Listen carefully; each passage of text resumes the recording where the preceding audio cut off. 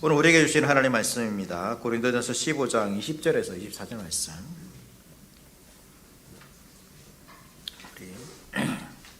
20절에서 24절 말씀 우리 다 함께 읽도록 하겠습니다. 함께 같이 읽읍시다. 고린도전서 15장 20절에서 24절 신약성경 282쪽입니다. 함께 읽겠습니다. 시작.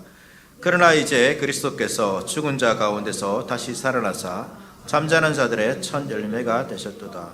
사망이 한 사람으로 말미암았으니 죽은 자의 부활도 한 사람으로 말미암는도다. 아담 안에서 모든 사람이 죽은 것 같이 그리스도 안에서 모든 사람이 삶을 얻으리라. 그러나 각각 자기 차례대로 되리니 먼저는 첫 열매인 그리스도요, 다음에는 그가 강림하실 때에 그리스도에게 속한 자요, 그 후에는 마지막이니 그가 모든 통치와 권세와 능력을 멸하시고 나라를 아버지 하나님께 바칠 때라. 아멘. 오늘은 하이델베르크 요리문답 제17주일입니다. 45문답이고 그리스도의 부활에 대해서 우리가 살펴보게 됩니다. 사도신경에서는 이제 우리가 계속 사도신경을 살펴보고 있습니다. 지금 살펴보고 있고, 사도신경에서 우리의 고백은 사흘 만에 죽은 자 가운데서 다시 살아났으며 라는 부분을 이제 다루게 됩니다. 이 사흘 만에라고 이제 번역되어 있죠. 이 사흘 만에라는 것은 사흘째 되는 날입니다. 이제 사흘만 해가지고 어떤 시간적으로 72시간을 다 채운 그 이후에 그때에 이제 부활하신 것이 아니라 3일째 되는 날에 시간적으로 하면 36에서 40시간 정도 됩니다. 어쨌든 그래서 3일째 되는 날에 부활하셨다는 것이고, 그리고 이제 고난에 관해서 우리가 15, 16주일 두 주일에서 걸쳐서 살펴보았습니다. 그리고 문답도 8개의 문답이죠. 그런데 부활은 이제 죽어보시면 알겠지만 한 문답밖에 없습니다. 짧죠. 그래서 어떻게 보면 고난이 더 중요하기 때문에 부활은 짧게 했구나 이렇게 생각할 수 있는데 그렇지는 않습니다. 요리문답을 이제 이렇게 작성할 때가 종교개혁 당시고, 그때에 중요하게 서로 논쟁이 되는 부분이 그리스도의 이제 어떤 세례와 이러한 부분이었습니다. 부활에 관한 부분들은 논쟁이 별로 없었습니다. 하이델베르크 요리문답을 하면서도 이제 그러한 부분이 있죠. 교회들끼리 논쟁도 있고 또 다른 천주교회, 로마교회와도 이제 그러한 논쟁들이 있기 때문에 그러한 부분들을 다루면서 이렇게 이제 또 기록하고 있습니다. 그래서 신앙적인 올바름을 알려주기 위해서 그 당시에 주를 이루고 있던 또 논쟁이 되는 부분들을 언급할 필요가 있기 때문에 그러한 것들이 언급되었고, 부활에 관해서는 서로 이제 논쟁이 없었습니다. 그래서 간략하게 기록됐는데, 그러나 이제 내용을 보면 이게 뭐 좀 덜 빈약하게 기록된 것이 아니라 또 풍성하게 기록되어 있다는 것을 우리가 알 수 있습니다. 우리 45문 요리문답 먼저 같이 읽도록 하겠습니다. 45문입니다. 그리스도의 부활은 우리에게 어떤 유익을 줍니까? 부활로서 죽음을 이기셨으며 죽음으로서 얻으신 의에 우리로 참여하게 하십니다. 둘째, 그의 능력으로 말미암아 우리도 이제 새로운 생명으로 다시 살아났습니다. 셋째, 그리스도의 부활은 우리의 영광스러운 부활에 대한 확실한 보증입니다. 그리스도의 부활을 이야기하면서 그 부활의 유익에 대해서 묻고 답을 하고 있습니다. 그래서 45문답에서 이제 그 유익을 세 가지가 있다라고 가르치고 있죠. 그리고 이 세 가지는 어떻게 보면 세 가지 시제로서 가르치고 있습니다. 첫째는 이제 그의 죽음으로서 얻으신 의에 우리를 참여하게 하신다. 예수님께서 부활하심으로써 죽음을 이기셨다고 부활한 사실을 이야기하는데, 부활은 죽음으로써 의를 얻으신 의를 우리에게 주기 위한 것이다. 그러니까 예수님께서 의를 얻으셨는데 그것을 우리에게 주기 위한 것이다 라고 말하고 있습니다. 이 과거에 일어났던 사건이죠. 그게 우리가 참여함으로 유익을 얻는 것입니다. 둘째는 그의 능력으로 말미암아 우리도 이제 새로운 생명으로 살아났다는 것이죠. 부활의 능력을 가지고 새로운 생명을 가지고 살아간다. 현재의 이야기를 하고 있고 유익을 말하고 있고, 셋째는 이제 그리스도의 부활로 우리의 영광스러운 부활에 대한 확실한 보증이다. 그러니까 그리스도의 부활이 우리 부활에 대한 보증이다라고 말하고 있습니다. 이것은 이제 미래의 유익이죠. 그래서 이 세 가지 유익을 이야기하면서 우리의 인생 전반에 이 부활이, 그러니까 우리는 보통 부활을 생각하면 무엇을 먼저 생각합니까? 죽어서 예수님께서 재림하실 때 어떤 미래의 사건으로서 이야기하는데, 요리문답은 이 부활이 미래에만 우리에게 유익을 주는 것이 아니라 과거와 현재와 미래, 우리의 인생 전체에 유익을 주고 있다는 것을 가르쳐 주고 있습니다. 이렇게 하나씩 우리가 조금 더 깊이 살펴보도록 하겠습니다.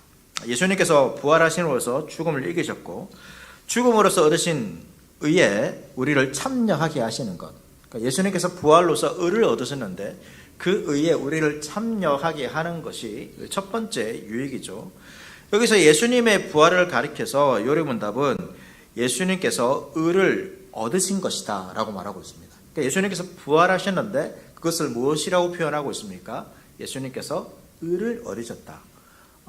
보통 우리가 의를 얻었다 하면 이제 예수님이 아니라 우리가 하나님의 의를 얻었다. 예수님을 믿어서 의를 얻었다. 그러니까 의를 우리에게 적용시키고 우리만 생각하는 경향이 있습니다.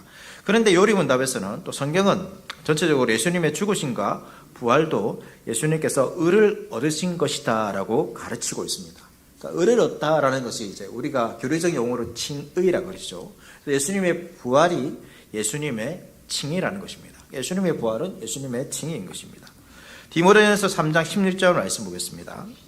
크도다 경건의 비밀이여 그렇지 않다 하노니 이 없도다. 그는 육신으로 나타나신 바 되시고 영으로 어렵다 하심을 받으시고 천사들에게 보이시고 만국에서 전파되시고 세상에서 믿음 받으시고 영광 가운데로 올려지셨느니라 되어 있습니다. 여기서 이제 예수님께서 의를 받으실 때 나오는데 육신으로 나타나신 바 되고 영으로 어렵다 하심을 받으셨다라고 기록되어 있지 않습니까? 육신으로 나타나신 것은 예수님께서 성육신 하신 것이죠. 태어나신 것입니다. 그럼 영으로 어렵다 하심을 받은 때가 여러분 언제일까요? 영으로 부활인 것이죠. 예수님의 어렵다 하심을 받았다라는 것이 이제 부활을 가리킨다는 것입니다. 예수님께서 어렵다라는 것은 칭의라는 것은 스스로 할 수 있는 것이 아니죠. 누가 칭해 주는 것입니다. 누가 칭해 주는 것입니까? 하나님께서 칭해 주시는 것이죠. 성부 하나님께서 칭해 주시는 것입니다. 예수님께서 어렵다라고 인정해 주는, 그러니까 본래 어려우시지만 그것을 공식적으로 인정해 주는 사건이 부활인 것입니다. 예수님께서 십자가에서 죽으셨죠. 자기 몸을 하나님께 화목 제물로 드렸습니다. 그럼을 통하여서 그 일을 통해서 하나님의 공의를 모두 다 만족시켰습니다. 이 예수님은 하나님께 온전한 제사를 드렸고 하나님께서는 이렇게 온전한 제사를 드리신 예수님을 그냥 무덤에 두실 수가 없는 것이죠. 하나님의 의가 온전히 만족되었기 때문에 예수님을 무덤에 그대로 두시면 하나님의 의에 어긋나는 것이 됩니다. 그러니까 무덤에 들어가는 자는 죄인이 들어가는 것이죠. 근데 예수님은 하나님의 의를 만족시켰기 때문에 죄인이 아니라 의인입니다. 근데 그 의인은 죽음 안에 있을 수 없죠. 하나님의 법으로 옳지 않습니다. 그래서 하나님께서는 예수 그리스도를 부활하셔서 이 예수님이 의로우신 분이다라는 것들을 이제 선언하시고 나타내 보이신 것이죠. 이것이 중요합니다. 그래야지만 이제 뒤에 보겠지만 예수님의 칭의는 결국 우리의 의가 됩니다. 만약 예수님께서 부활하지 못했다면 어떻게 됩니까? 예수님도 똑같은 죄인인 것입니다. 죄인이 죽음 아래 있기 때문에 부활하지 못하면 죄인인 것입니다. 그래서 예수님께서는 반드시 부활하셔야 되고 또 하나님께서는 예수님께서 의로우시기 때문에 무덤에 두실 수 없어서 부활케 하신 것입니다. 그래서 이 부활을 통하여서 예수님이 정말로 우리의 모든 죄를 대속하신 하나님의 의로우신 어린 양이라는 것을 선언하시고 보여주신 것이죠. 그래서 예수님의 부활은 예수님의 칭의라고 할 수 있습니다. 또 예수님께서 부활하실 때 특별히 살려주는 영으로서 여러분 부활하셨습니다. 아담이 산영, 성경은 생령으로 시험받았다 되어 있죠. 마지막 아담이신 예수님은 살려주는 영이라고 성경은 기록되어 있습니다. 살려주는 영으로 부활하셨습니다. 그래서 어떻습니까? 예수님을 믿는 사람을 얼마든지 부활의 그 은혜 가운데, 은혜와 đức 가운데 참여하도록 할 수 있는 것이죠. 살려주는 영으로 부활하셨기 때문에 예수님을 믿는 사람들은 예수님께서 얻으신 그 의에 참여함을 통하여 또 그 생명을 얻게 되는 것입니다.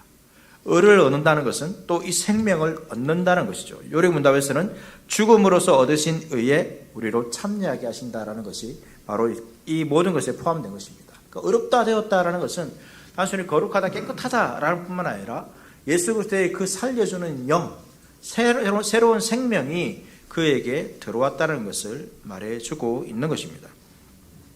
이처럼 예수님의 부활과 십자가와 죽음과 이제 부활은 다 누구를 위한 것입니까? 우리를 위한 것입니다. 예수님께서는 여러분 이 의로움이 필요하십니까? 필요 없죠. 원래 의로우신 분이기 때문에 이러한 의로움이 필요 없습니다. 그런데 왜 이 의를 얻으신 것입니까? 바로 우리에게 이 의를 주시기 위해서 을을 얻으신 것입니다. 예수님께서는 우리를 위해 을을 얻으셨고 우리에게 그 을을 입혀주시기를 여러분 기뻐하십니다. 우리가 의인됨을 통하여서 하나님과의 그러한 관계, 자격을 회복하기 위해서 거룩하고 흠이 없는 자로서 만들어주기 위해서 하나님을 자녀로서 이 땅을 살아가도록 하기 위해서 예수님께서 그것을 하신 거죠. 이것이 예수님께서 부활을 통하여서 을을 얻으신 이유입니다. 본인을 위해서 얻으신 것이 아니라 우리에게 이 을을 주심으로 하나님의 자녀로서 이 땅을 살아갈 수 있도록, 하나님의 자녀로 살아가기 때문에 하나님의 모든 은혜를 우리가 누리며 살아갈 수 있게 되는 것입니다. 이 땅에서의 은혜뿐만 아니라 하나님께서 우리에게 주고자 하시는 그 유업, 기업까지도 다 얻는 그 은혜 가운데, 그 소망 가운데 살도록 하기 위해서 예수님께서 부활하신 것입니다. 이것이 첫 번째 부활을 통해서 얻는 유익입니다. 정리를 하겠습니다. 정리를 하면 그리스도의 부활은 그리스도의 칭의입니다. 그리고 신자는 그 사실을 믿고 그리스도의 칭의에 참여하게 되어서 의롭게 되고, 의롭게 됨을 통하여서 하나님의 관계가 회복되어지고 자녀로서 이 땅을 살아갈 수 있게 된다는 것이 바로 첫 번째 부활을 통해서 얻는 유익입니다. 두 번째입니다. 두 번째 유익은 그리스도의 능력으로 우리가 이제 새로운 생명으로 다시 살아나서 새로운 삶을 살아가게 된다는 것입니다. 우리가 의롭게 되었다. 하나님의 그 예수 그리스도에 의해 참여하게 되었고, 그 참여함을 통해서 이제 새로운 생명으로 살아갈 수 있는 그러한 삶을 살 수 있게 되었다는 사실이죠. 그리고 우리가 이제 그리스도를 믿을 때 그리스도와 연합하게 됩니다. 함께하는 것이죠. 연합한다는 것은 어떻게 보면 거의 하나가 된다는 것과 비슷한 단어입니다. 함께하는 거죠. 그래서 연합함을 통하여서 이 그리스도께서 행하신 모든 일들이 우리에게 똑같이 일어나게 되는 것입니다. 연합의 목적이죠. 그리스도께서 행하신 그 모든 일들, 또 그 이후에 모든 그리스도를 통해서 얻게 되는 그리스도께서 성취하신 모든 그 은혜를 우리에게 주시기 위해서 하나님께서는 연합이라는 방식으로 누리게 되는 것이죠. 마치 이 성경에 나오고 있는 것처럼 어떤 가지를 본래의 어떤 나무에 접붙이는 것 같습니다. 그래서 이 가지가 안 좋은 나무에 있었던 그러한 가지가 좋은 나무에 붙게 되면 어떻습니까? 좋은 나무가 가지고 있는 그 모든 것들을 누리게 되는 것처럼 우리를 그렇게 그리스도와 연합시킨 것이죠. 그러한 것들을 이제 우리가 말하고 있습니다. 로마서 6장 4절 말씀을 보겠습니다. 그러므로 우리가 그의 죽으심과 합하여 세례를 받음으로 그와 함께 장사되었나니 이는 아버지의 영광으로 말미암아 그리스도를 죽은 자 가운데서 살리심과 같이 우리로 또한 새 생명 가운데서 행하게 하려 함이라. 이 신자가 그리스도와 연합했습니다. 연합해서 어떻게 됐습니까? 이 말씀에서는 연합해서 죄에 대하여 죽었다라고 말하고 있습니다. 그리스도와 합하여 세례를 받는 것을 성경은 장사되었다, 죽었다. 그리스도께서 죽으실 때에, 장사될 때에 연합한 우리가 그리스도와 함께 있기 때문에 함께 장사되었다, 죽었다라고 말하고 있습니다. 이제 죽었기 때문에 죄와 관계가 없는 사람이 되었습니다. 그리고 함께 부활했습니다. 부활의 새 생명으로 살아가는, 그러니까 그리스도의 생명으로 살아가는 거죠. 그러니까 우리가 다른 생명을 가진 것이 아니라 그리스도의 생명을 가지고 살아가는 것입니다. 나무에 가지가 접히면서 이 가지가 자신의 생명을 가지고 살아가는 것이 아니라 그 나무의 생명을 가지고 살아가는 것처럼 우리가 가지고 있는 생명은 어떤 생명입니까? 그리스도의 생명입니다. 그리스도의 생명, 죽음을 이긴 그리스도의 생명. 우리가 부활할 수 있는 이유는 우리에게 새로운 생명, 뭔가 다른, 그리스도와 다른 생명을 주었기 때문에 죽음을 이기는 것이 아니라 죽음을 이긴 그리스도의 생명으로서 우리가 살아가고 있기 때문에, 연합했고 접붙임 되었기 때문에 그렇게 살아갈 수 있다는 것이죠. 죽으면 어떻게 됩니까? 죽으면 모든 관계가 여러분 소멸되지 않습니까? 그래서 죽은 사람에게 가가지고 무엇을 요구할 수 있습니까? 요구할 수 없습니다. 마찬가지죠. 우리가 죄에 대해 죽었습니다. 그렇기 때문에 죄는 더 이상 우리에게 요구할 수 없다는 것입니다. 요구할 수 없습니다. 그 이야기를 하는 거죠. 그래서 그리스도로 연합해서 새로운 생명으로 살아가는 것이 여러분 중요합니다. 현재 그리스도와 연합해서 살아가는 것을 빼고 여러분 혹시나 과거의 사건, 나는 예수님의 부활을 인정한다, 이것만 아는 것은 별로 의미가 없습니다. 지금 현재 우리가 그리스도의 생명으로 살아가는 그것이 중요한 것이죠. 현재 부활의 생명으로 살아가지 않으면서 앞으로 예수님께서 다시 오실 것이다, 내가 부활할 것이다만 생각해서도 안 됩니다. 그래서 과거만 생각해서도 안 되고 미래만 생각해서도 안 됩니다. 부활의 현재를 우리가 살아가야 되는 거죠. 부활을 살아야 하는 것입니다. 그러니까 우리는 지금 부활의 생명으로 사는 것입니다. 부활을 살고 있는 것이죠. 마지막에 주님께서 재림하시면, 아니면 내가 죽고 그날이 오면 그때 부활의 생명으로 살아가는 것이 아니라 그리스도를 믿을 때부터 우리는 부활의 생명으로 살아가는 것임을, 부활을 살고 있음을 여러분 기억할 필요가 있습니다. 그래서 정리하면 이렇습니다. 그리스도의 부활의 능력으로 새 사람이 되었으면 그 부활의 능력에 참여하여 살아가고 있는 것이 그리스도의 부활이 주는 두 번째 유익입니다. 그래서 그리스도의 부활의 능력으로 살아가는 것, 그것이 부활이 주는 유익인 것이죠. 세 번째는 미래에 관한 부분이죠. 그리스도의 부활은 우리의 영광스러운 부활에 대한 확실한 보증입니다. 그러니까 그리스도의 부활은 뭐죠? 우리의 부활에 대한 보증이라는 것입니다. 영광스러운 부활. 왜 부활을, 그러니까 부활한다, 이 표현할 수 있는데 왜 영광스러운 부활이라 이런 생각을 할까요? 이런 표현을 쓸까요? 그것은 영광스러운 하나님 나라에 살기에 적합한 몸, 곧 그 몸이 영광스러운 몸입니다. 하나님 나라가 영광스럽기 때문에, 그러니까 특별한 몸이 아니라 그 나라에 살 수 있는 몸을 말하는 것이죠. 그러니까 그 나라에 살기 때문에 이 영광스러운 몸인 것입니다. 뭐 이런 표현이 될 수 있을지 모르겠지만, 뭐 어떤 매우 이제 훌륭한 나라에 그 백성이 살고 있다라면 그 백성은 그냥 그 나라의 어떤 영광을 누리면서 또 그 존재로서 살아가는 거죠. 그래서 저 나라 사람들은 좋겠다, 이런 표현과 비슷한 것입니다. 그래서 우리가 그 나라에 있기 때문에, 그 나라에 살기에 적합한 몸을 가지고 있기 때문에 그것을 영광스러운 몸이라고 말하고 있습니다. 그리고 영광스러운 몸을 입는다라고 표현하기도 하고, 성경을 보니까 이것을 신령한 몸이라고 표현하죠. 신령하다. 신령한 몸은 뭘까요, 여러분? 신령한 몸. 네. 신령한 몸은 뭘까요? 신령한 몸. 어떻게 보면 이 두 단어는 서로 안 맞습니다. 그렇지 않습니까? 몸은 뭡니까? 물질이죠. 신령하다라는 표현은 뭡니까? 영적인 표현 아닙니까? 몸인데, 물질인데 좀 안 맞죠? 그래서 여러분 성경에서 여러분 신령하다라는 이러한 내용들이 나오면 이 신령한을 대부분 다 성령으로 바꾸시면 됩니다. 성령을 통한, 그러니까 성령께서 입혀주시는 몸입니다. 그러니까 우리가 신령한 몸이라는 것은 성령께서 우리에게 이 몸을 입혀주시는 거죠. 새롭게 하시는 거죠.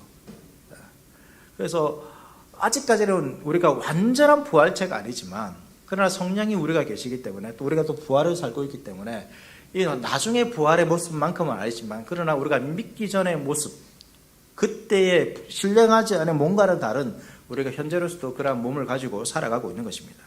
그래서 성령께서 부활의 몸을 입혀주시기 때문에 신령한 몸인 것이죠. 성령에 함께 하시는 그런 몸이라 할 수 있습니다. 그리고 예수 그리스도의 부활에 대해서 뭐라고 표현하고 있습니까? 이 부활이 보증이라고 말하고 있죠. 보증이 뭡니까? 보증금. 우리가 할 수 있지 않습니까? 보증금이 될 수도 있고, 보통 이제 이렇게 쉽게 생각하면 됩니다. 우리가 물건을 살 때 좀 비싼 건 어떻게 합니까? 자동차를 살 때 일시불로 내시는 분도 혹여나 있겠지만, 그렇게 되면 좋겠지만, 어떻게 하죠? 할부로 하죠. 할부로 합니다. 할부는 그 물건 값에 전부를 주는 건 아니죠. 전부는 주는 것은 아니지만, 첫 할부금을 내면 그것은 뭡니까? 내가 사용할 수 있죠. 내가 사용할 수 있습니다. 100% 나에게 다 안 내면 이제 이렇게 좀 해지될 수 있기 때문에 100% 나의 것이라 말할 수는 없지만, 그러나 할부금을 내기 시작하면 그것은 내가 사용할 수 있습니다. 미리 사용할 수 있는 거죠. 그런 것처럼 보증이라는 것도 비슷합니다. 할부금을 내서 물건을 사용하는 것처럼 그리스도의 부활이 우리 영광스러운 부활에 대한 보증이기 때문에, 그러니까 이 보증이란 말이 단순히 내가 지금은 이 부활을 못 누리고 있지만 나중에 부활을 누리게 될 거야 라는 보증이라는 의미도 있지만, 그것뿐만 아니라 보증, 할부금이 되기 때문에 이미 그리스도께서 부활하셨잖아요. 이미 우리는 그 내세의 능력, 부활 이후의 그러한 능력을 가지며 살아갈 수 있다는 것이죠. 맛보며 살아갈 수 있다는 것이 바로 보증인 것입니다. 그래서 부활을 미래의 것으로만 이야기하지 않고, 미래의 것이지만, 미래에 완전하게 누리게 될 것이지만, 현재의 능력으로서 우리가 그 부활을 누릴 수 있다는 것이죠. 그래서 부활의 보증이 누구입니까? 바로 성령인 것입니다. 성령이 우리에게 오셨습니다.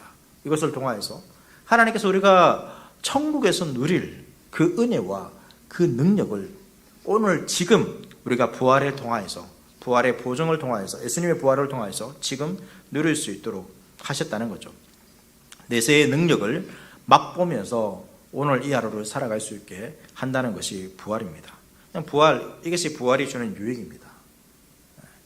우리가 부활을 이제 살펴보았는데, 부활의 유익이 과거, 현재, 미래로 나누어서 이제 요리문답은 가르쳐 주고 있습니다.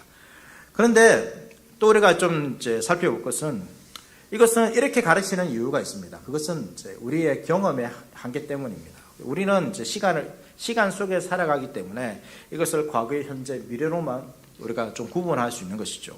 그런데 하나님의 눈으로 볼 때, 여러분, 부활은 그렇지 않습니다. 하나님께서는 하나님의 눈으로 볼 때 부활은 이미 이루어진 사건입니다. 그러니까 시간을 초월하신 하나님의 눈으로 볼 때 이 유익은 세 가지가 아니라 하나의 세 측면인 것입니다. 삼각형이 있다라면, 삼각형이 있지 않습니까? 삼각형 하나죠. 하나가 있는데 세 개의 면이 있지 않습니까? 세 측면이라는 것입니다. 우리는 시간적으로 이때를 생각해서 부활을 우리가 생각하고 이해하고 누리려고 하지만, 그러나 하나이기 때문에 과거에 부활해 주는 유익이, 과거가 주는 유익과 현재가 주는 유익과 미래가 주는 유익을 현재 같이 동일하게 누릴 수 있는 것이죠. 그것이 이 하나님께서 우리에게 보여주시는 그 말씀입니다. 그래서 우리는 오늘을 살면서 어떻게 살아야 됩니까? 부활의 세 측면을 다 누리면서 살아가야 되는 거죠. 이렇게 생각하시는 분이 있을 수도 있습니다. 나는 과거의 부활, 그러니까 부활의 사건을 믿고 미래의 부활, 내가 죽고 나서 부활할 것을 믿는데 현재는 내가 부활의 능력으로 살고 있는지, 살 수 있는지 잘 모르겠다. 이렇게 생각하는 사람은 부활을 제대로 알지 못하는 사람이죠. 나는 빈 무덤, 예수님께서 빈 무덤의 길에 부활했다는 걸 믿고 주님께서 다시 오실 것도 믿는데 현재 나는 죄를 이길 힘이 없고 이 현실을 제대로 살아갈 수 없다라고 생각하는 사람도 부활에 대해서 잘 모르는 것입니다. 부활은 이 세계가 우리의 현재에 동일하게 나타나야 하는 것이죠. 과거의 사건도 믿고 미래의 사건도 믿을 뿐만 아니라 현재 부활의 능력이 나타나야지만 그것이 부활을 제대로 아는 것입니다. 과거와 현재와 미래가 하나이고 그것이 지금 이 순간에 나타날 때 부활의 유익을 우리가 다 누리는 거죠. 한 가지 성경의 이야기가 있습니다. 여러분, 예수님께서 십자가에 지시기 전에 나사로를 살리셨죠. 우리 유명한 사건 아닙니까? 그때 마르다가 마지막 날의 부활을 말합니다. 그래서 예수님께서 그렇게 말하는 마르다에게 이렇게 말씀하셨죠. 요한복음 11장 24절과 26절 말씀 보시면 마르다가 먼저 이렇게 말합니다. 이르되 마지막 부활 때에는 다시 살아날 줄을 내가 아나이다. 마지막 부활 때를 이야기하죠. 근데 예수님은 전혀 다른 말을 합니다. 예수께서 이르실 때 나는 부활이요 생명이니 나를 믿는 자는 죽어도 살겠고 무릇 살아서 나를 믿는 자는 영원히 죽지 아니하니니 네가 이것을 믿느냐? 예수님께서 믿느냐? 그러니까 미래의 부활할 것만 아니라 그 부활이 현재 일어날 것도 믿느냐라고 말씀하시죠.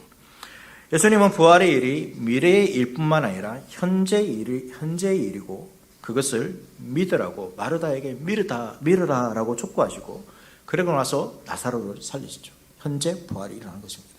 나사로를 지금 살리신 것은 예수님께서 부활하실 것인데 그 부활의 능력이 단순히 우리가 믿을 때뿐만 아니라 또 미래의 뿐만 아니라 현재에도 그 부활의 능력이, 부활의 생명이, 부활의 유익이 우리의 삶 가운데 있다는 것을 알려주시기 위해서 나사로를 살리신 것입니다.